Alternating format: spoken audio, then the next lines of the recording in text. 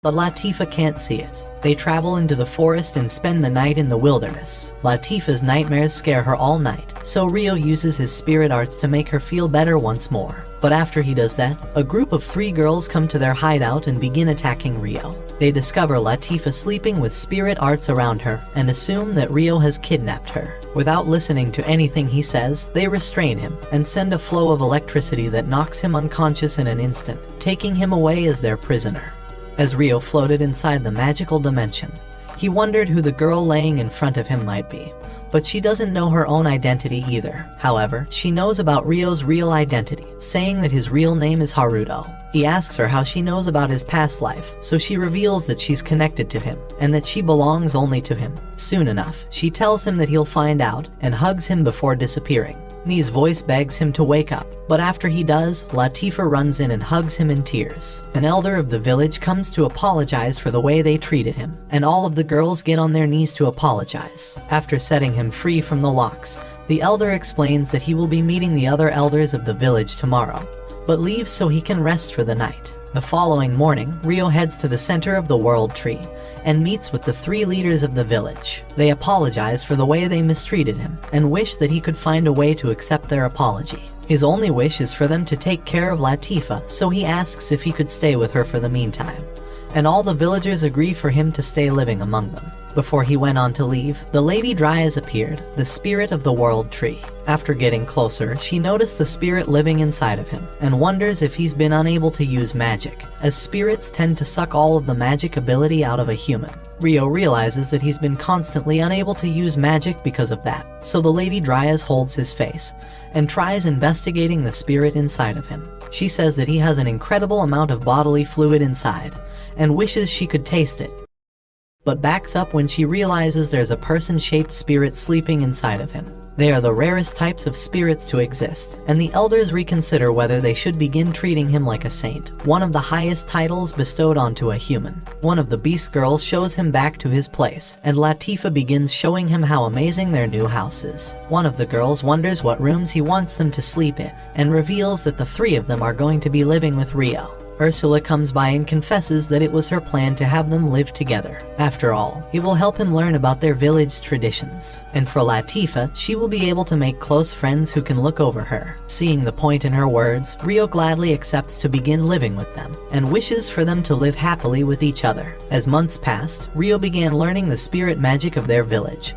and spent all of his time learning their culture. Whether it was through farming with them, mending metal, or even sparring amongst them, the seasons began passing until a year passed with them living together until the Grand Spirit Festival approached. The Lady Dryas appeared to commence the festival, but in the distance, a griffin carried 2 men deep into a dragon's cave. Rias came back with an egg, telling the new soldier that he will be carrying this egg so Rias can continue piloting the griffin. As they took off, Rias looked in the distance and saw a swarm of wyverns flying behind them. Back inside the village, the Lady Dryas kisses both of them on the head to complete the ceremony. And now that they've become citizens of the village, the elders begin the festivities. As everyone ate, Rio realized why this anime had a harem genre attached to it, and the girls beg him to push the beds together after drinking some apple cider vinegar. One of them tells them that this won't deepen their friendship with Rio, but the girls say that they want something else to deepen inside of them. After all this time, they feel like he's still continuing to distance himself from them, which shocks Rio that they noticed. Once they left to get more food together, Ursula approached Rio, and he wondered if it was time to break the news to Latifah. On the other side of the village, Rias says they will be resting here for the night, and tells his subordinate that he's going to investigate the area. Before leaving, he hands him an artifact, and Rias claims that it will help him determine his location if he gets in trouble. The soldier eats it and Rias goes on to leave, seeing that the wyverns are approaching his subordinate's location. Meanwhile, Rio walks with Latifah to a secluded area, and she begs him to head back so they could play together.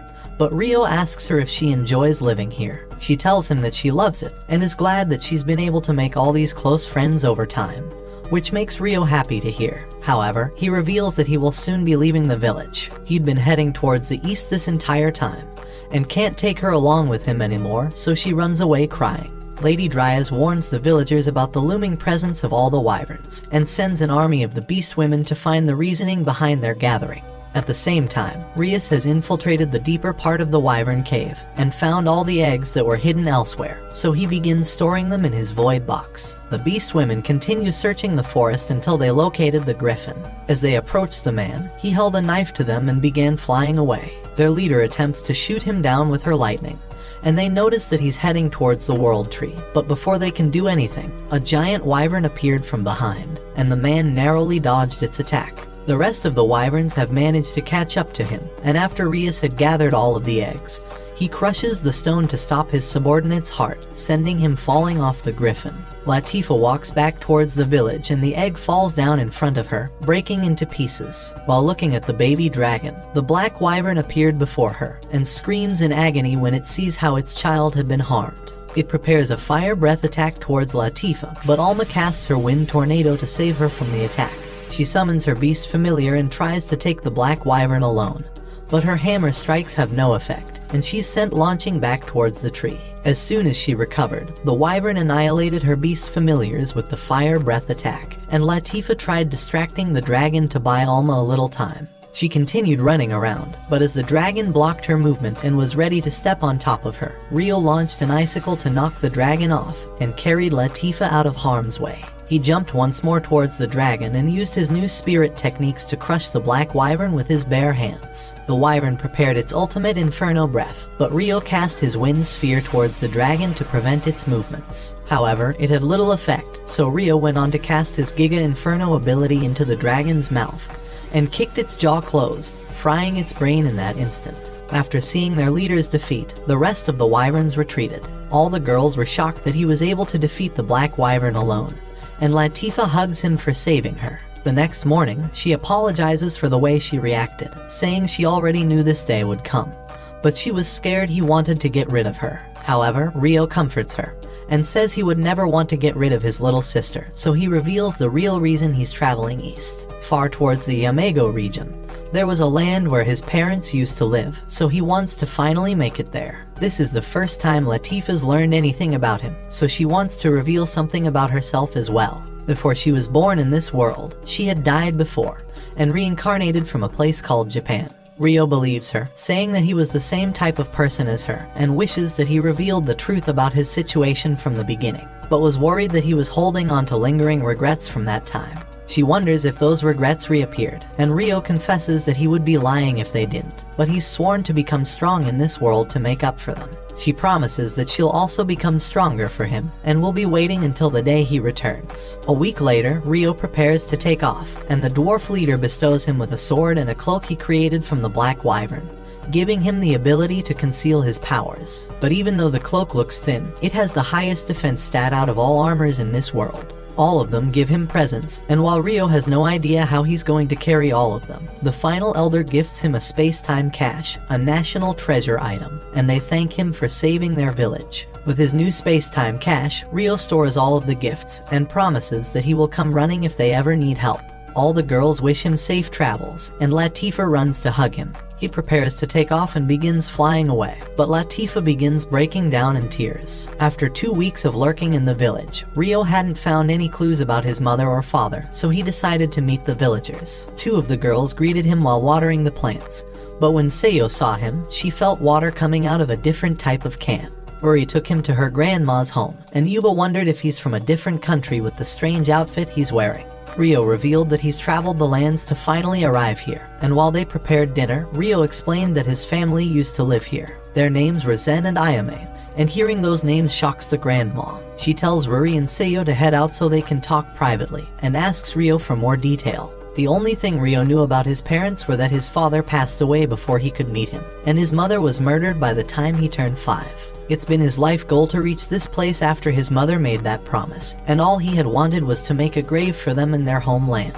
After noticing his resemblance to them, Yuba uncovered that she was his father's mother. She thanks him for coming, but says they'd already made graves for them, so she takes him to their burial sites. Rio gets on his knees, letting his parents know that he finally made it here. As he paid his respects, his grandma explained that both of them had to escape from the country secretly, but she cannot be the one to expose the truth about them. However, if he's willing to stay here with her, he may be able to learn more about them. Her only relative now is Ruri, which happens to be Rio's cousin, and in Alabama, you know what that means. She walks off and tells him to enjoy his peace here. The following morning, Rio wakes up early to start helping out, but the Alabama plot development begins sooner than expected.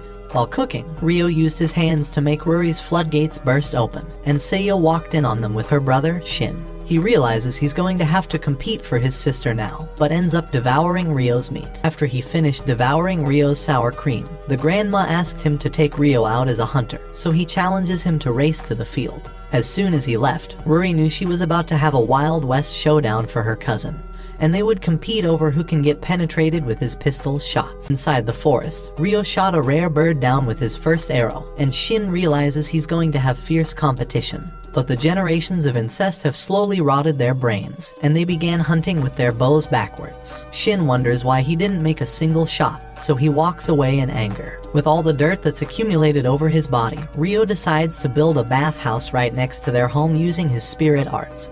But the girls begin peeking on him. As weeks passed, Rio slowly became a typical resident of the village, and the day of harvest finally arrived. A bunch of men began screaming for help, and on the other side of the village, 3 menacing men thought Ruri and Seiyo had grown into beautiful women. Shin prepared to punch him, but Ruri reminded him that it could start a war since Gon is the son of their neighboring village's president. She asks Gon why he's in their village, so he says that he wants to stay at Ruri's place at night since he might be her husband one day. Shin screamed at him to leave already and lunged forward to punch him, but Gon blocked his strike and choked him with a single hand. Yuba appeared and told him to let go of Shin. She apologized on behalf of him and allowed Gon to stay inside a guest hut as long as he doesn't leave it. While walking away, Gon noticed Rio and thought he was ugly, so he tried to trip him. He needs some milk! Yuba told everyone to stay on guard for the night, but since Shin lives alone with Seiyo, he begged Yuba to take her in for the night, and she agreed. Before they went to sleep, Rio asked them to put a protective amulet in the corner of their room for the night. Inside Gon's hut, his lackeys were impressed at how well he destroyed his own cart, and Gon tells them that they're going to enjoy their little visit tomorrow. By sunset the next day, Rio was training his Giga Chad body, and told the girls that he could hear their floodgates bursting from a mile away. They wonder why he's been training relentlessly, but Rio thinks it's a little embarrassing while remembering his promise to me. His goal was to one day become strong enough to protect the girl he cared about, but worries that she might be with someone else at this point. Seiyo heard those words, and sadness grew inside of her heart. At night, a man entered Seiyo and Ruri's room, but the amulet activated. He began shutting Ruri's mouth, and when Seiyo was about to scream for help, Gon threatened to harm her friend. However, his lackeys were beat up, and he saw Gon on top of Ruri, reminding him of the way his mother was murdered. Rio's anger grew, and while Gon ran towards him, Rio flipped him over with a single stroke, launching him outside. He steps on his neck and begins punching him in the face repeatedly. The girls beg him to stop, and the other men of the village come to stop him before he ends Gon's life. Yubas realized Gon was about to assault the girls, and Rio walks off like an alpha. This is the second time he's wanted to end someone, and this swelling revenge had been burning inside of him this whole time. But without him noticing, he had been pulled towards Haruto's identity. His resolve had weakened, but this drive for revenge makes him feel like he won't be any different from the man who ended his mother. The following morning, Lord Hayate, a messenger from the kingdom, appeared to collect taxes and deliver Gon to prison. Yuba asked him if he could take a letter to an important person inside the kingdom, so Hayate promised to deliver it, and took off with Rio. Several days later, the team made it to the capital. After they sent Gon to prison, Rio walked around town with Seiyo, and one of the merchants suggested he buys a gift for his cute girlfriend. Seiyo tried explaining that they weren't dating, but the woman said they looked so cute together, so they should get a souvenir to commemorate their visit. Rio asks her if she would want anything, and the woman tells Seiyo to get on both her knees to thank him. Rio thanks the woman for the smooth layup, and Seiyo sees a cute flower petal that she puts into her hair. He thinks it looks beautiful on her, so he buys them from the lady. And before they left, the merchant told her to fight her hardest for him before a different girl steals him. In the center of the town, a man was trying to develop some anime plot with a girl, and tried running off with her, but Rio used his martial arts to knock him down and save the woman. Her guard ran over to protect her, but Rio ran away when 12 appeared. The girl's father, Goki, heard of the news and told Hayate about it. Hayate wondered if it had anything to do with the letter Yuba had sent for him, and seeing the words inside shocks him. With his hands shaking, he wondered if Hayate has met a man called Rio. While walking back home, the man greeted Rio and asked him for a moment of his time. Inside their house, they revealed that they had known his mother, the former princess of this nation. 20 years ago, their kingdom was at war, and his father was the greatest soldier that ever commanded the allied forces. Seeing his talent, the king entrusted him with the protection of his daughter, and before long, he showed her his legendary Excalibur. But their peace didn't last, and when peace negotiations began, the opposing kingdom requested Rio's father to be executed, and for his mother to be married to their prince. These disgusting circumstances were the reason his parents ran away, and the king couldn't do anything but watch his daughter escape their home. Goki begged Rio to meet the king and queen of this nation, his grandparents from his mother's side. Rio thinks it over and agrees. In the morning, the king and queen are shocked to finally meet their grandchild, and think that looks just like his mother. Rio feels that the queen looks just like his mother, and is glad that he can finally reinvest in his Alabama bloodline. They ask him about his mother and father, but Rio doesn't have many memories of living with them. He was too young to ever meet his father, but he remembered his mother being the person who never stopped smiling. However, all of that ended when he was 5, because a person named Lucius continued helping them after his father passed away. On that fateful day, his mother had left the house and told him not to open to strangers. But when Lucius came, Rio opened the door since he'd grown up with him. But he slyly smiled and kicked Rio towards the chair. There are snakes masquerading as humans in this world, the man revealed, and his mother came to see the way he was hurting her son. He grabbed onto her and stabbed her. That was his last memory of her, and he started living in the slums until he was 7. Regardless of what's happened, he will never be able to forgive Lucius. Even if revenge wouldn't bring her back, with his hands, he promises to end the man. His grandfather understands his resolve, but wishes for him to train for a while under Goki. He's the strongest warrior in the entire nation, and hopes that this will prepare him for his fight with Lucius. Inside the manor, both of them prepare to spar against one another, and Rio leaps towards his opponent to strike down. Goki evades in the last moment, and they strike against one another. None of Goki's strikes are able to pierce through his defenses, so he prepares a magical energy attack. This is his secret technique, the first blade air slash, and Rio defends it with his water magic, blinding his opponent to rush forward and end the match. The king is impressed and thinks that training won't be necessary after all, but Rio thanks them for their consideration, and hopes to one day introduce them to his cousin. All of them head back to their village, but when Ruri wondered where Rio went, Seiyo pointed towards his family's grave. In order for Rio to continue living, he can't run away anymore, so he promises to accept what's ugly inside of him to protect those he cares about. As the seasons began changing, Rio understood that he needed to leave the village soon, but didn't know how to break the news to Seiyo. So when spring came, Rio approached her while she was planting rice and corrected her technique, saying he wishes for her to be the one to supervise everyone while he's gone. Those words shock her, and she wonders what he means by leaving, so he tells her that he's going to be leaving the village during the fall. He doesn't know if he'll be back regularly, but he noticed the tears falling from her eyes. Once she was done planting rice that day, she collapsed at home, and Shin saw his sister crying. He asked her if something happened, and wondered if it was Rio who caused her to cry. She told him he didn't do anything wrong, but she's sad because he'll be leaving the village soon. After that, Shin tried to cheer his sister up by bringing her gifts, but all she could think about was how to become stronger so she could accompany Rio on his travels. By day, she would work and stare at him, and at night, she would practice her swordsmanship techniques just to become slightly stronger. Before long, the annual festival was finally here, but while everyone was enjoying their time together, Seiyo asked if she could have a moment of his time. The real reason she called him here was to confess how she felt, and says that she's in love with him. Those words left Rio speechless, and he apologized, saying he can't return her feelings. She asks him if it's because they're not blood related, but he tells her it's mostly because he'll be leaving the village soon. She begs him to take her with him, revealing that she's been working every day for 6 months so that she doesn't drag him down. She's willing to do anything, even reincarnate as his sister, but Rio tells her that even if she did all those things, she's still ugly. Those words crushed Seiyo and she began crying, but she held his hand and begged him to just stay close to her. However, Rio apologized and walked away. She continued crying, and Rio noticed Shin's presence and apologized for the way he treated his sister. Eventually, the day of his departure arrived, and Rio was ready to set at the break of dawn because of his long trip. Before he left the village, he saw Seiyo waiting for him at the exit. Goki had approached her and asked her if she loved Rio enough to cast away her own village. Seiyo hesitated, but said she would do anything to stay with Rio. So before he left, she wished him to take care of himself, and promised that she's going to work really hard and says that she'll become stronger by the time he comes back. She waves him off, and Mr. Steel Yo's sister nods his head towards Shin and leaves.